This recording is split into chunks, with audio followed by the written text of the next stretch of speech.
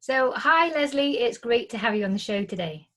Hi, thank you so much, Melissa, for having me. Super, super excited about all the stuff that I know we're going to be coming up with and talking about today. I cannot wait. Oh, me too. And I know you know all about social media, content creation, having a presence online. And I know that's a big challenge for so many people. So I really can't wait to get stuck in with that. But first, I want to sort of take a bit of a step back and ask you, how did you start your business journey? What helped you get over the initial fears and doubts that we all have? And how did you get to where you are today? Yeah, I love that. So for me, I've always been the type of person where if I want to do something, I'm going to do it. I have, like everybody, like you said, a ton of limiting beliefs, a ton of fears that come in, a ton of worries and what ifs and all that kind of thing. And I think so many people do. But I in particular have two kind of quotes that I just literally live by. And what I call them is Nike and Dr. Pepper. So Nike is obviously just do it, nice and easy to remember. So whenever you've got that fear, what if something goes wrong? How do I start this business? Or, am I ready to start this business? All those kind of things. Or am I ready to go to the next level of this business? I just go, okay, just do it. Like, don't think, just do. Okay. It's the thinking that changes you from where you're in your power, where you know you can do something, and then it's where that part of your brain comes in and starts talking to you and talking you down and arguing with you, and that's when the fears and those like negative stories that we've told ourselves and believed our entire lives all come into play. So mine is always, okay, just do it. And that is literally what I did. I just went, okay. I previously had a business. I was a photographer for 10 years. Long story short, I got sick. I couldn't do it anymore. And I went, right, what am I going to do now? I can't do this physical kind of work of being a photographer. So what can I do now? And I just went, what I've always wanted to do is. And then I went, well, I'm a creative person. I love teaching people. I love helping people help other people, which is why I focus on helping coaches and therapists and people like that in particular. And I just thought, okay, I'm just going to do it. So then the next kind of bit comes in was, okay, those fears are starting to dig in a bit. Maybe not right at first, I kind of built the website within like a weekend and I was like, boom, we're in business. And then it gets to the point where you go, oh no, but now I've got to figure out the ideal client, my messaging, my social media, my content. How do I get people to pay attention to me? And this is where my Dr. Pepper analogy comes in, because I always remember the advert that used to be on TV very long time ago. And one of the lines in the song was, what's the worst that could happen? Yes. And when you ask yourself that question, you're like, oh, well, the world isn't going to cave in on itself. I'm not going to hurt anyone. I'm not going to die. My family is still going to be safe. I'm not going to lose my house in the next month or 6 months or whatever. What is the worst that could happen? And when you start putting that in, you're like, well, actually not a lot that's that bad. So in which case, back to number one, and you just do it. And that's kind of how my business started, because I went, like, what do I want to do? What do I need to do? What am I good at? What do I love? What would I do even if it was free? Like, what would I give and spend all my time doing for free? Which I think is super important, because that way even if you're not getting paid, maybe you're at the beginning and you're not getting paid, or you're not earning as much as you want to, or on the flip side, maybe you're earning loads of money, but you're not happy, it's probably because you're not doing the thing that you absolutely love doing. That thing really deep inside you that is your passion and your power. And I think that is so strong. So that's kind of, long story short of how I created my business. Is I just went, what do I want to do? What would I do for free? Okay, now how can I create a business out of doing it? And then I went all in. Yeah, and it's great that you started from that point, because that's always where I start with my clients is, well, what are your values? What's meaningful for you? What do you care about? What are your passions? What do you love? Because it has to be built around that. Otherwise, you're on your, when you're starting your business, you may have a business coach or some support, but essentially you're on your own. And if you don't love what you do, you won't be able to show up consistently and with enough motivation and energy to get the shit done. Yeah, exactly. So Yeah. you kind of need that to get yourself going. And then do that same process with your clients and see where the two things align and build your business around that, which is where the magic happens, really. So Yeah. that's great that you were able to make the pivot. I like to ask people how the reality of running your own business matched up to what you imagined it would be like. But I guess maybe if you already had a business, you kind of already knew how things could go. How did that feel for you? Yeah, well, for me, the two businesses were very, very different. And it was something I knew that I wanted to make very different. Being a photographer meant that I was working all week on my business, marketing, sales, all that stuff. And then on the weekends, I was doing photo shoots, shooting 12-hour-day weddings, and all that kind of thing. So for me, it was really a case of, I knew that in my current business, my coaching business, it is a case of, I want to make a business that works for me. And as much as I really did love photography, it didn't work for me. It didn't create the life that I thought it was going to create and that I wanted it to create. So that was a really, really big part of choosing the business and what I teach and what I help people with, was to make sure that it aligned with everything that I wanted it to align with. Because, I'm a mum, I'm a wife, I want to spend time with my kids and my husband sometimes. And, you've got all these other things that you want to do and you want to have in your life. And you've really got to make sure that, the business that you are creating, because it is ever evolving. So whether you're brand new or you're maybe a year or two in or whatever, it is ever evolving. It really does fit what you want. And it makes you happy, because if it doesn't make you happy, as you said, you're not going to show up. You're not going to be consistent. You're just not going to have any fun with it. And therefore you're not going to do it. So I think for me, knowing that from the first business made a big difference. And having it in this business is amazing.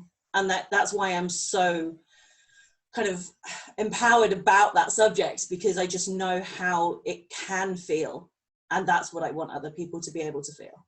Yeah, that's very similar to my experience, actually. So my first business, I was a communication consultant. I was working with Fortune 500 leaders, with the UN, with small businesses as well, along the way. But I hadn't really created a business model as such. And so I became a bit of a slave to my clients. And I ended up working all hours of the night just to keep up. I had a young family. I started my business when my daughter was 5 months old. And then I had a second daughter, and my husband travels a lot. So I was essentially a single mom balancing all of this stuff. But I didn't consider the lifestyle that I wanted to create. I mean, I started my business so I could get balance rather than working full time and trying to fit in the family. But that wasn't what I created at all. So I had a business, and it was successful in terms of bringing in clients and income.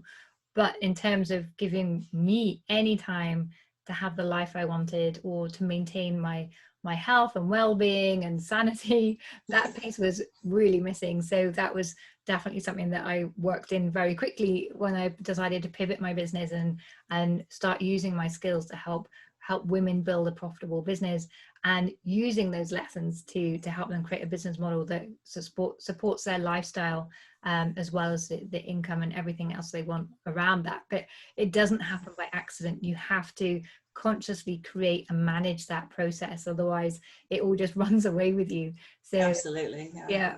Thankfully we're both here, we've learned the lessons the hard way, so everyone else hopefully everyone else will just take that and go, okay, right, the first thing I'm going to figure out is what I love. The second thing is, how am I going to do it in a way that suits me? And I think once you got those two things, narrowed down, you're so much further ahead than so many other people. You've already got that figured out. And a lot of people, like we did in our first businesses, had to figure it out the hard way. So hopefully people listening to this episode will go, okay, I'm going to do those two things first and get it done the easier way.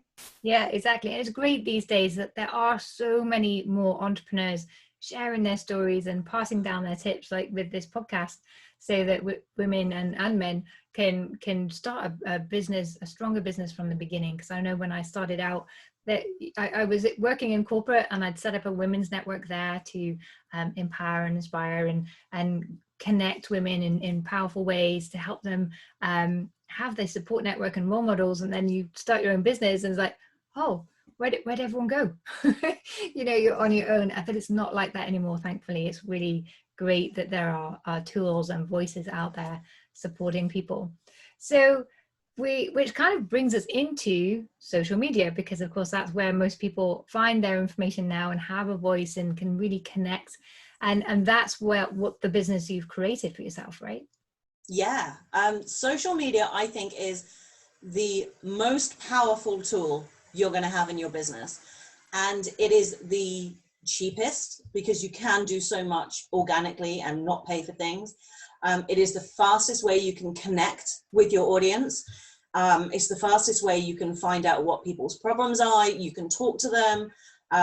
You know, you can make connections with other people, other experts in your industry.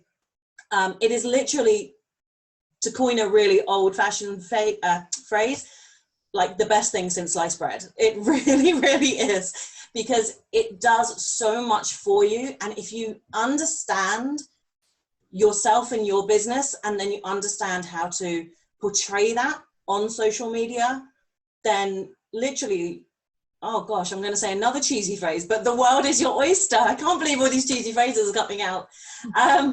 But you can do so much, and it's so powerful. And we are in a position now that we have never, ever been in history.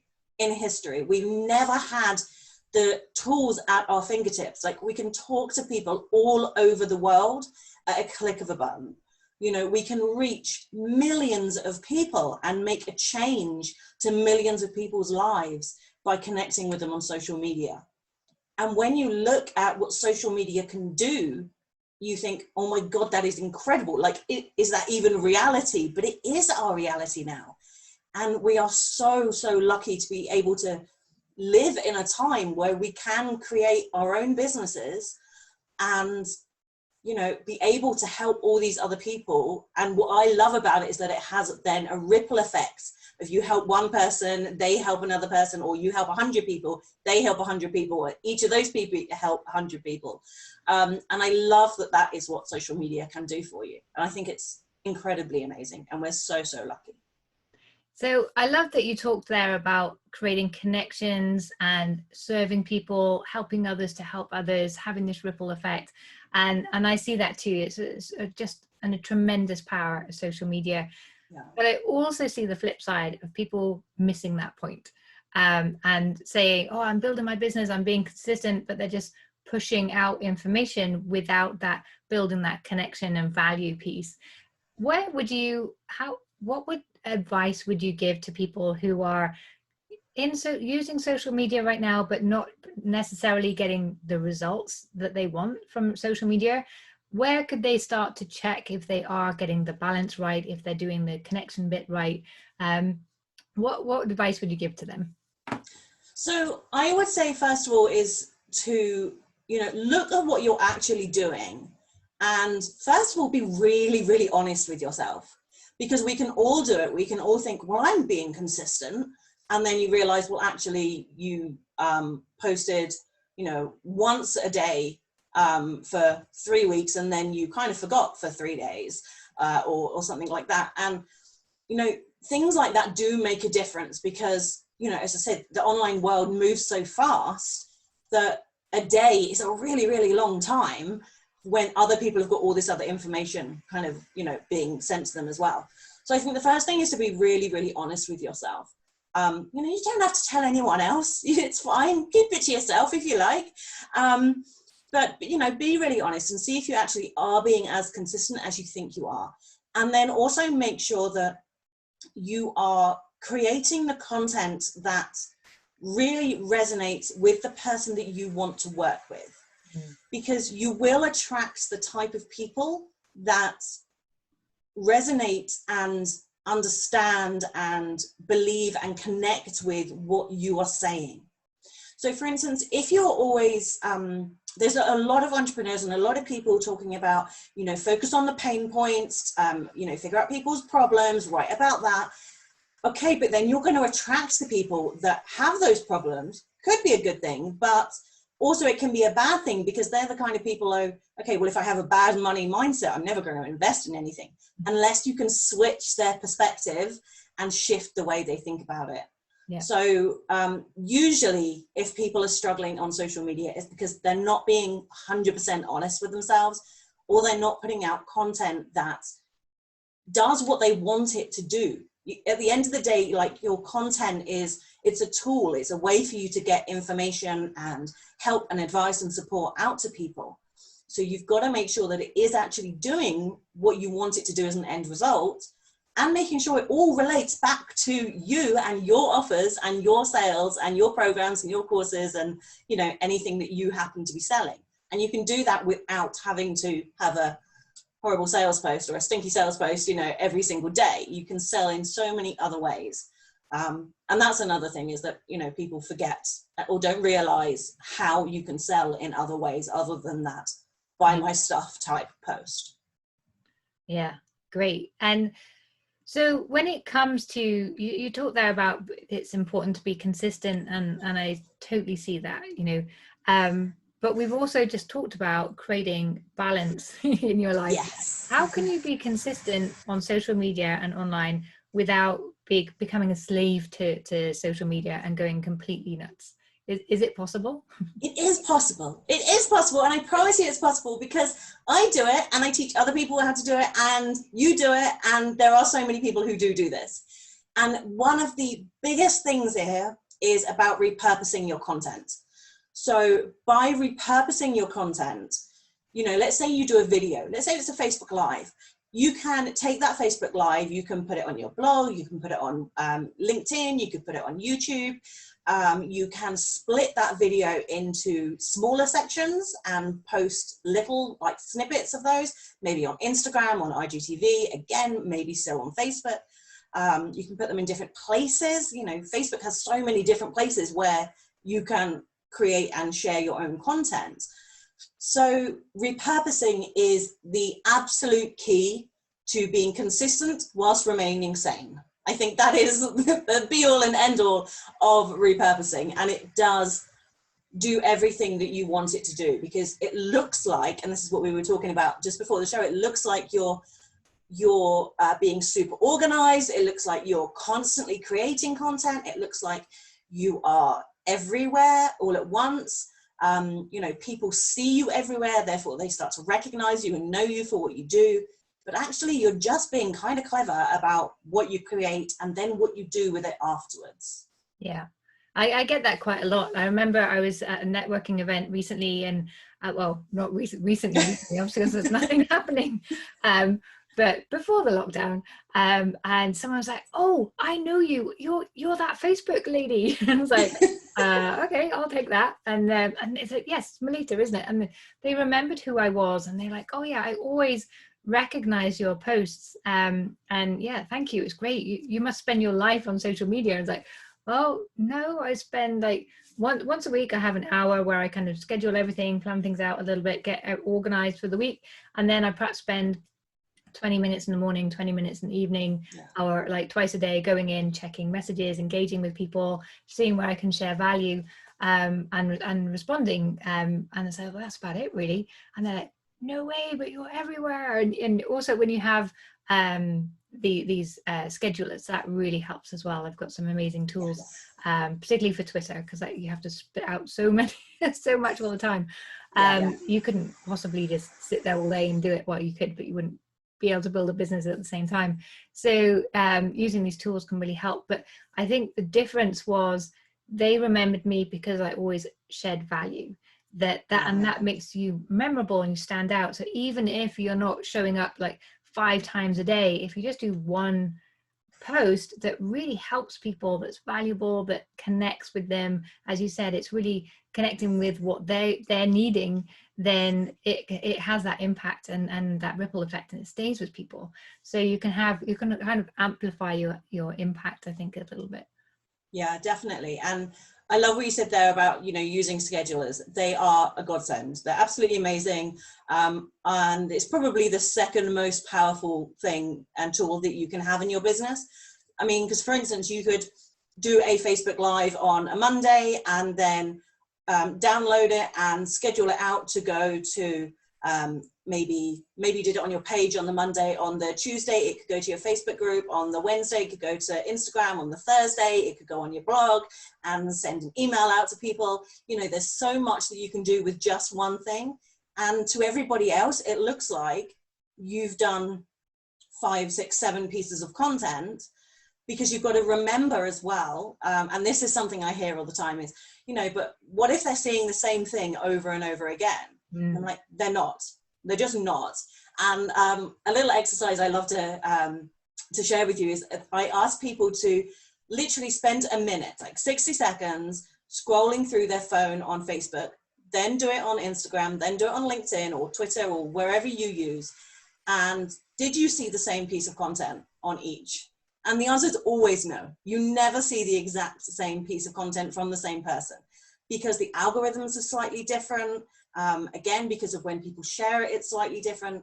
So don't worry that you're using one piece of content several times, because not everybody sees it, and not everybody even sees it the first time. So maybe a month later you want to talk about the same subject again. You don't have to create another video around it again. You could, as I said, maybe cut it up into smaller sections and use that, or you could just share the same thing again and maybe share it in a different format, maybe use audio rather than the video. And I think that's amazing, and it's something definitely to remember, and it will help you so much. Be really consistent without going crazy about it, without being like tied to your computer or your phone. And it will give you a really, really big impact on your audience at the same time.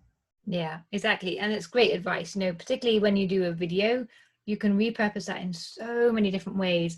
And even if you post it once, even if someone did see it, if you post it again a month later and you say it again, then it's like a fairy tale. When they see that content the second time, they take a whole new perspective from it, because they've moved on, they've embedded what you told them the first time, and even if it's kind of reaffirmed, oh yes, I know this, and that's a good thing. So there's nothing to worry about repeating the content as well. So when it comes to repurposing content, do you have to be quite a technical person? No. I'm going to say that really quickly and really fast. The absolute answer is no, because I am not a techie person at all. And I think that is something that a lot of people struggle with or worry about, and they go, I don't understand tech. You don't need to understand tech anymore. What you need to do is get a tool that does it for you, or hire a VA that does it for you. And these things, especially some of the tools out there, are so cheap. You're literally paying $10, $20 a month or something like that, and it's it does everything for you for the entire month. All you have to do is upload something and it splits it up. There are some amazing tools out there that can brand your videos, that can add captions, all these sorts of things. So you don't have to be techie at all. Some of the tools I love are things like Repurpose, strangely enough called Repurpose. It's repurpose.io. Another one is Otter. And Otter is great for transcribing and captions, and it does it all automatically. You don't have to do a thing. You just download it and it's all there and it's all done. And they're great. Some things you can get for free, some things are kind of really low cost, and it saves your time so that you're creating and living the business and the life that you want, and you don't have to worry about not being tech minded, because I am certainly a creative, not a tech. My husband is the techie one, not me. I'm the same. I'm not techie at all. And my husband doesn't even know what social media is, so I can't tend to him. My kids probably, they're starting to understand it a little bit, so they can probably teach me a bit more. But yeah, it as you say, it's about finding the tools and the systems that work for you. Yeah, absolutely. So another thing that I get hear quite a lot when it comes to social media, and an excuse for not being out there, is that they partly they're scared of being visible. They're scared of people like being negative towards them, or like upsetting people or saying the wrong thing. And I learned a long time ago that it's what other people think of me is none of my business. I just have to go out there, focus on the people that I can help and can serve. And I get so much great feedback from people that reflects that that is happening, that they are finding my content valuable, and I just concentrate on that. So far, I kind of feel I must be doing it wrong because I haven't had any negative comments or trolls or anything. I'm so glad you've said that. I'm so glad you said that, because I haven't either. And when I tell people that, they're like, really? And I'm like, yeah, I've never had anybody say anything negative or mean or nasty. And I think what it is maybe a couple of years ago, it really started. You know how we get kind of like trends and things that are happening in industries or online. Everybody started talking about what to do when you get negative comments, what to do when somebody's mean about you or says something you don't agree with or argues with a point you made. You know, even the term trolls, I mean, I hate that, but you know, so many people were kind of talking about that kind of thing that I think it actually just reinforced people's own fears of what if that does happen. Because kind of a few years, you know, prior to that, maybe 5 years ago, or I don't know, timescales, maybe 5 years ago, we weren't so concerned about what people would say when we wrote a post and stuck it up on Facebook. You know, we didn't really think, what if people say mean things in the comments?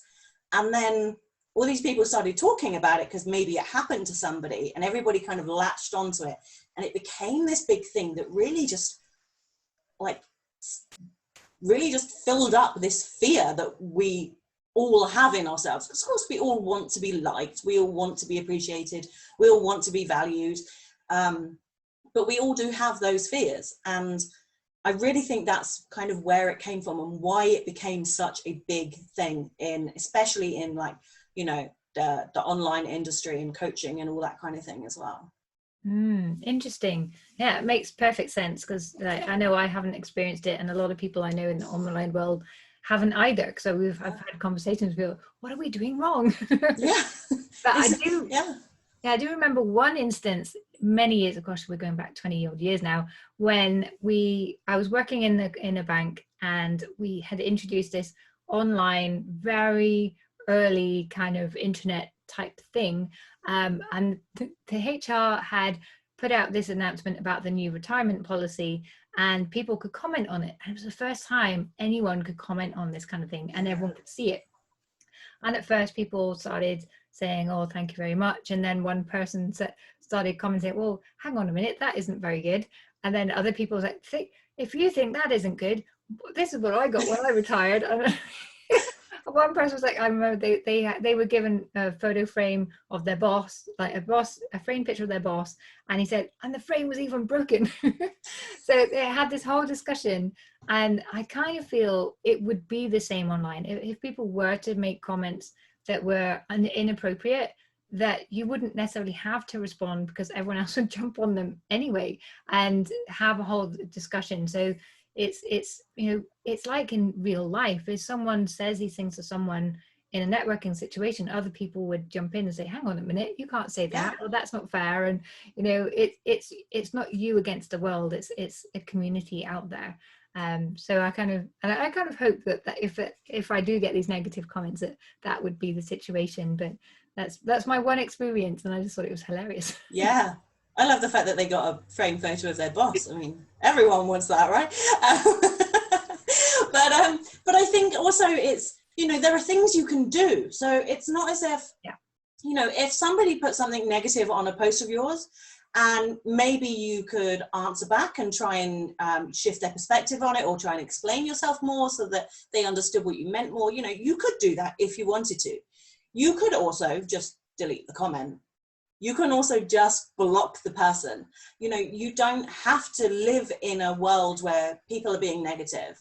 You don't have to live in that world where, you know, if somebody's saying something negative and then someone else is going to chip in, like, you can just literally erase that. You don't have to let that enter your head and affect what you're going to do for the rest of your life. Because, you know, you can just maybe try and change their mind a little, try and explain yourself a little, or you can just delete the comment. It's not going to matter. And as you said, also when you're really resonating with your audience, and your audience are really following you because they believe you, they have that rapport with you, they connect with you, they will come in, you know, sirens blaring to your defense, and you'll end up going, well, maybe I got one slightly negative comment, but he or she didn't quite understand what I meant. But then I had 20 people who came in and said, well, actually, this is what she means, or actually, if you follow her, this is what she means. And then you're filled with this, you know, instead of this feeling of fear and negativity, you're filled with this empowering, uplifting feeling of, oh my gosh, these people are my people. Like, they get me, they understand me, I'm doing something right, and you know, they value me and I value them as well. And that's, I think, a different way you can look at things and change your perspective on it. Yeah, I love that. And I guess it kind of comes back to what you were saying right at the beginning, that your two mottos, firstly is just do it. and what's the worst that can happen? Yeah. And because, you know, the worst that could happen is somebody writes something mean. Okay, so what? What does that mean for you? That doesn't have to affect anything in your life whatsoever.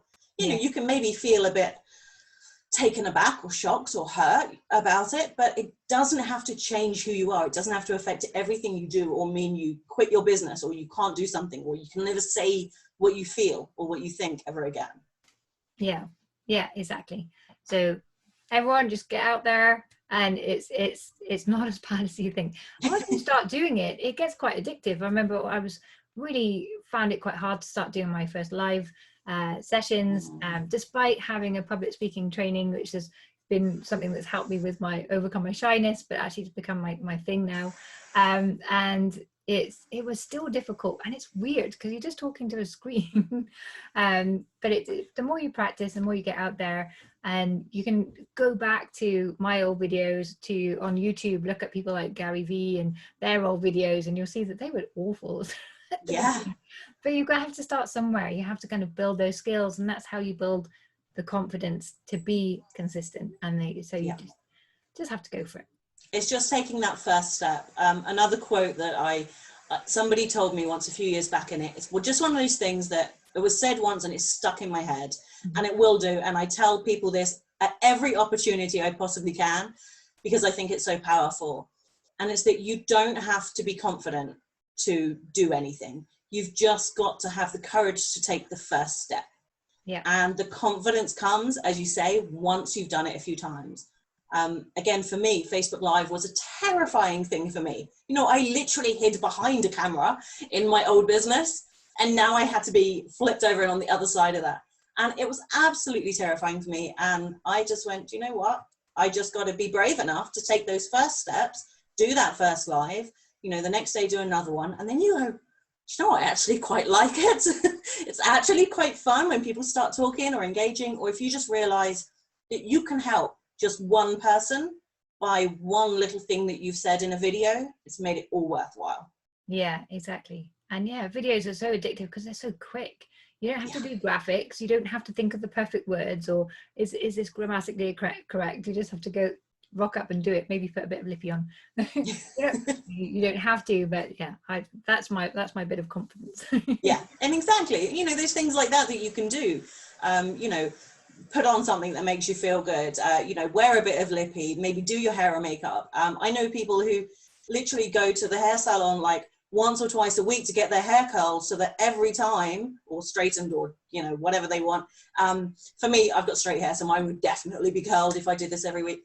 And, you know, it just gives them that extra bit of confidence, so that every time they want to grab their phone and go and do a live, or sit in front of the computer and do a live, they just feel that bit better about themselves. And I think especially as women, we need that. We need to feel that bit of confidence, that bit of courage, that bit of power that we have within ourselves to, you know, take those first steps. And just trust me, ladies, once you do, it makes the world of difference, and you will feel so much more confident, so much quicker than you ever thought you could. Yeah, exactly. Once you get consistent and you show up, I do a thing called Toastmasters, which is a public speaking club, and it's a great way to build your confidence quickly, because when I started the club here in locally, there were 4 of us that started the club, and we were the only ones that knew what it was all about. So if we didn't step up and speak every time we had a meeting, no one else would, because they didn't know what it was all about. So my first time when I joined Toastmasters 15 odd years ago, it took me 6 months before I had the courage to stand up and speak. But this time I didn't have that option. I had to speak every 2 weeks. And my confidence grew so much faster that second time round. But it was still, I've been doing it for 18 months. And then my feedback, because you always get feedback when you do speeches, my feedback was that this is the first time I'd stood up and spoke and didn't go red. Yes. So it's not necessarily a fast journey, but you know, you will build out that confidence, but it is, you won't be amazing overnight. It's progress over perfection, for sure. Yeah. You don't have to be amazing when you start doing something. No. That's another like belief and story that we've been told. You don't have to be perfect in everything you say. It doesn't matter if you mess up. In fact, if you mess up, I've done a live in a really big group before with thousands of people. It was the first time we'd ever done a live training in that group. I was super excited, but so nervous about it. And I came on sideways. And for the life of me, I could not change. I think I was using mobile at the time. I could not flip it and it would not go the right way up. I was literally sideways live in front of thousands of people. So I remember people like commenting on there, and I was just saying like, I have no idea what's going on. You know, I could have really freaked out and gone, oh my God, it's the tech. I don't know what to do. Oh my God, I'm so embarrassed. And instead I just went, oh my God, this is hilarious. And I just laughed it off. And it doesn't matter, because then I ended that live. I went and started a new one in the group. I was the right way up. And everybody who was on that first live video with me for those first few minutes came onto the second one. And I hadn't taught them a thing yet. I hadn't, you know, given them any value or anything, but they all came and joined me again because I was real. It happened. It was a mistake. It happened. It was real. And they all went, oh my God, thank God. Well, if that can happen to her, then it doesn't matter if I forget what I'm going to say on my next live, you know, and that's something to remember. Yeah, exactly. When we're a little bit vulnerable, we give permission to other people to do the same. And when I was in corporate, I used to teach the top leaders on their communication, particularly with their team. How do you involve your team? How do you step out there and make sure that everyone is involved?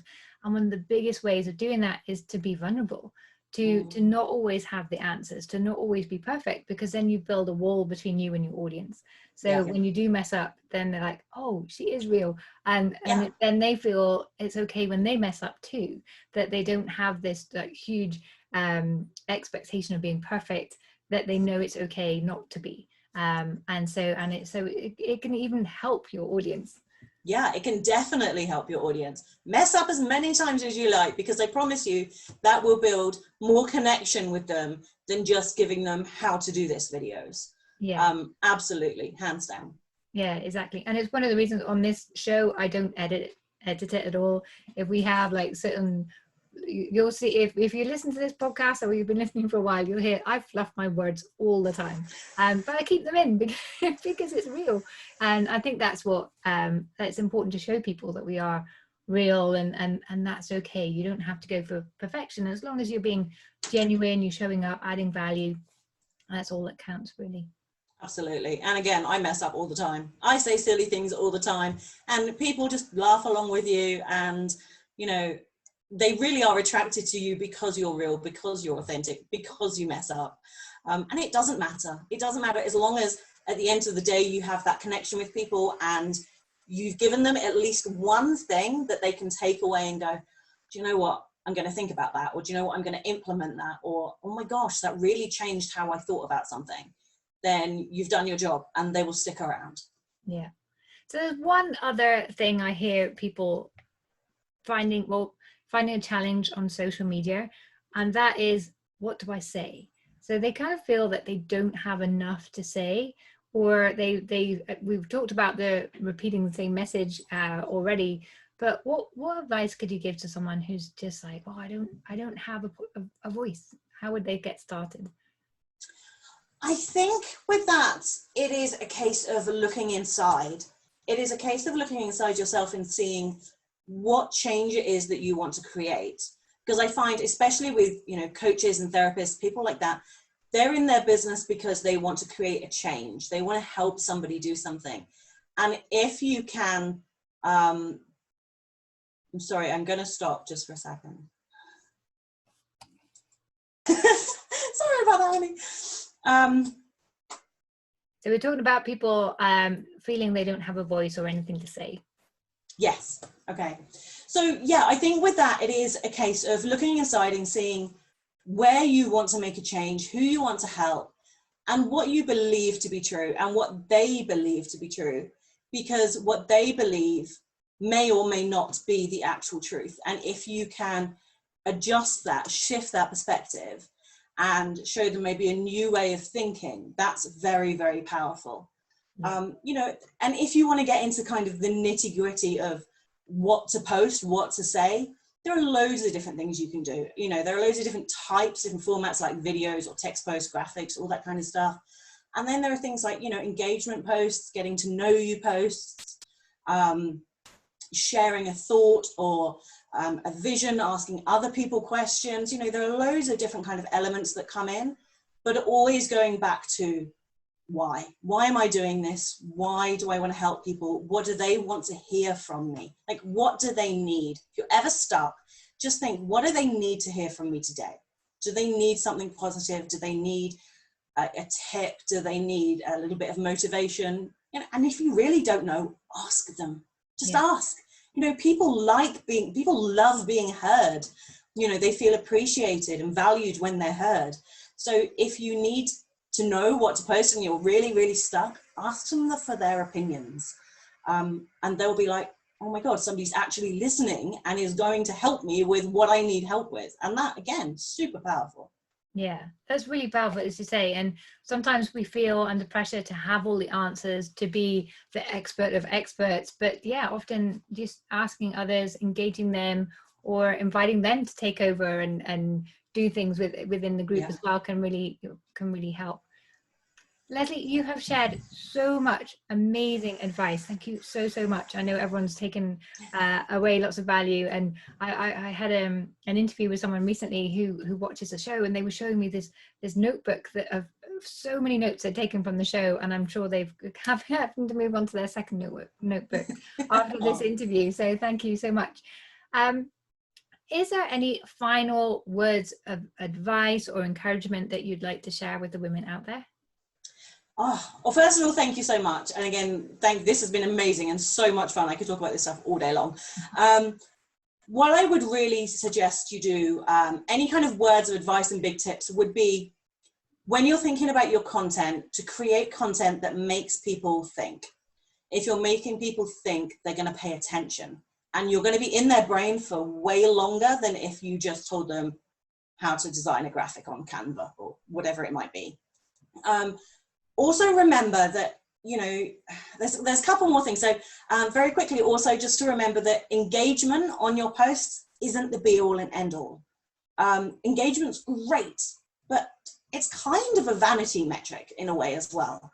You know, yes, we do want people to engage and comment or be there with you live, but there's always the replays. There's always the people who watch and listen and learn and don't take part. For instance, my Facebook group, I have a 90% active member rate, but I don't have 90% of my people who comment on every single post. But that doesn't mean they're not there and they're not paying attention. Yeah. So, you know, kind of remember that. And lastly, just to have faith in yourself, in your own innate powers that you were born with, because I believe every person on this world is, and faith that you know what you're talking about. Don't let any of those fears come in and distract you from what you know actually to be true. And just have faith in yourself, and that God, the universe, source, whatever you want to call it, is, you know, it's got your back. It's got your back. And one last one is that people are generally nice. Okay, don't worry about people saying mean things. They're not going to. They're really, really nice. I love that. It's just so much great advice. And I remember I worked in publishing and in PR for a while, and one of the editors of FHM magazine I was working with, and he was saying, you know, to be an expert, you just need to know 1% more than someone else, and to be able to share something that's going to help them take that next step. And sometimes I think we blow these things out of proportions and think, oh, to be an expert, we have to have written the book on the subject, which is not the case. You just have to be able to help others. And I love that you brought out the idea of helping people think differently, because that's when you have real influence with people and you get their attention, as you say, and you can make a difference. Sometimes we think that to add value, we always have to be giving them something new, something fresh, but just letting them have a deeper understanding or a different insight to what you've already talked about or what they already know can be just as powerful. So amazing advice. Thank you so much, Lesley. Oh, you're so welcome. Thank you so much. As I said, I could talk about this stuff for hours, weeks, but thank you so much for having me on, and it's been absolutely incredible talking to you. Love it. So I'm going to put all of your links underneath on this page, but for those who are out walking their dog and things, if you could just let them know where they could find you. Cool. Yeah. So I hang out mostly on Facebook. Facebook is where I love to be, therefore I am there most. I've got the Female Coaches Lounge, which is my Facebook group. So you guys are all welcome to come and join us there. I've also got a website, which is marketingandmindsetcoach.com. And I've got a couple of free gifts and things like that on there as well. But yeah, mostly I hang out on Facebook. So if you want to come, friend request me, come say hi, come join the group. I would love to speak to you. Great. And you were talking about content and what to post, and you very generously said that you'll give our readers, listeners, a checklist to help them with that. So I'll put the link to that underneath here as well. So thanks again, Lesley. And I look forward to, I'm definitely going to be joining you in your lounge. Cool. Awesome. I can't wait to have you.